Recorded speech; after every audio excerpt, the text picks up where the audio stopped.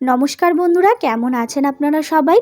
মায়ের রান্না and blog চ্যানেলের নতুন একটি ব্লগে আপনাদের সবাইকে জানাই অনেক স্বাগত। আমি আজকে শেয়ার করব উচ্ছে দিয়ে তেঁতুর ডাল। তো বন্ধুরা, উচ্ছে কিংবা করলা দেখলে আমরা অনেকেই কিন্তু নাক সিটকই। যদি এমনটা হয় যে উচ্ছেও খেলাম, এদিকে খুব বেশি তেতোও লাগলো না, ভীষণ টেস্টি লাগলো, তাহলে ঝটপট করে কিন্তু এরমভাবে উচ্ছে দিয়ে তেঁতুর ডাল করে খেয়ে দেখতে পারেন, ভীষণই ভালো লাগবে। এই উচ্ছের ডাল আমাদের শরীরের পক্ষে কিন্তু ভীষণ উপকারিতা। এই ডালটা কিন্তু অনেকেই অনেক রকমভাবে তৈরি করে থাকেন, তবে আমি যেইভাবে করি সেটাই আজকে শেয়ার করব। তো চলুন ঝটপট রেসিপিটি শুরু করা যাক। তার আগে আমার চ্যানেল এখনও সাবস্ক্রাইব করা না থাকলে অবশ্যই সাবস্ক্রাইব করে পাশে থাকা বেল আইকনটা ক্লিক করে রাখবেন। প্রথমেই আমি এখানে নিয়েছি 1 বাটি পরিমাণ মটর ডাল। আমি এখানে তেঁতুর ডালটা মটর ডাল দিয়ে করব, আপনারা চাইলে মুগ ডাল দিয়েও করতে পারেন। আর নিয়েছি একটা লাউ, লাউটা হাফ কেটে নেব। আর নিয়েছি 2টো উচ্ছে, এবার কেটে নিচ্ছি। তারপরে আমি আগে থেকেই একটা সসপ্যানে জল গরম করে রেখেছিলাম, তার মধ্যে দিয়ে দিলাম মটর ডালটা। আপনারা চাইলে সিটিও দিতে পারেন। তো দেখুন বন্ধুরা, এদিকে কিন্তু লাউটা আর উচ্ছেটা কিন্তু আমি কেটে নিয়েছি। লাউটা ঠিক এরকম ডুমু ডুমু করে কেটেছি, আর উচ্ছেটা এরকম চাকা চাকা করে কেটে নিয়েছি। তো দেখুন বন্ধুরা, এদিকে কিন্তু ডালটাও খুব ভালো করে সেদ্ধ হয়ে গেছে, দেখতেই পাচ্ছেন। তারপরে দিয়ে দিলাম হলুদ গুঁড়ো এবং পরিমাণ মতো লবণ। ডালটা কিন্তু খুব বেশি সেদ্ধ করবেন না, মটর ডাল একটু দানা দানা থাকলেই ভালো লাগে। এরপর দিয়ে দিতে হবে কেটে ধুয়ে পরিষ্কার করে রাখা লাউগুলো। লাউটাকে দিয়ে আমি ডালের সাথে আবারও একটু সেদ্ধ করে নিচ্ছি, যাতে লাউটা খুব ভালো করে সেদ্ধ হয়ে যায়।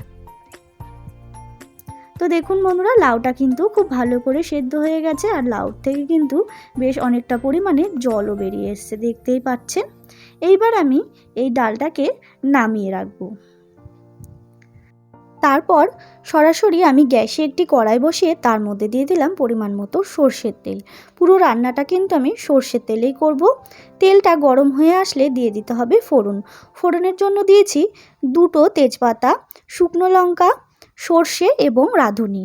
এবার একটু ফোড়নটা ভাজা ভাজা হয়ে গেলে দিয়ে দিতে হবে কেটে রাখা উচ্ছেগুলোও কিন্তু আমি ফোড়নটার সাথে একটু ভেজে নিচ্ছি। তো দেখুন বন্ধুরা, উচ্ছে কিন্তু ভাজা হয়ে গেছে। আর উচ্ছেটা কিন্তু আমি খুব বেশি ভাজিনি, উচ্ছে খুব বেশি ভাজলে কিন্তু তেঁতোর নির্যাসটা বেরায় না। তারপরে দিয়ে দিলাম থেতো করে রাখা আদাটাকে দিয়েও আমি একটুখানি ভেজে নিচ্ছি। আদাটা কিন্তু তেঁতোর ডালে দিতেই হবে। এরপর আমি দিয়ে দেব সেদ্ধ করে রাখা মটর ডাল এবং লাউগুলোকে। তো দেখুন বন্ধুরা, আমি কিন্তু ডালটাকে সম্বার দিয়ে দিলাম। এইবার ডালটাকে কিন্তু আমি এই ফোড়নটার সাথে খুব ভালো করে রান্না করে নিতে হবে।